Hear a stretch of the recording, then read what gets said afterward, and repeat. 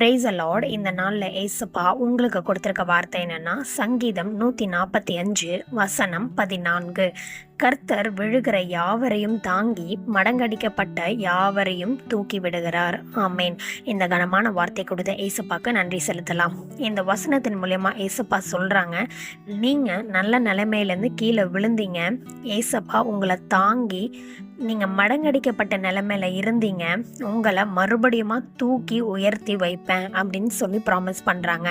நீங்கள் விழும்போது மனுஷங்க பார்த்து சிரிச்சாங்க, பிசாசு பார்த்து சிரிச்சுது. ஆனால் ஏசப்பா அவங்க கண்களுக்கு முன்பாக மறுபடியும் அவங்கள தூக்கி உயர்த்துவேன்னு சொல்லி ப்ராமிஸ் பண்ணிட்டாங்க. இனிமேல் கவலைப்பட வேண்டாம். இந்த வார்த்தை கொடுத்த ஏசப்பாக்கு நன்றி செலுத்தலாம். ஏசப்பா, இந்த வார்த்தைக்காக நன்றி. இந்த வார்த்தையில் சொல்லியிருக்கிறபடி உங்கள் பிள்ளைகளை நீங்கள் உயர்த்தி அழகு பார்த்ததற்காக ஸ்தோத்திரம்.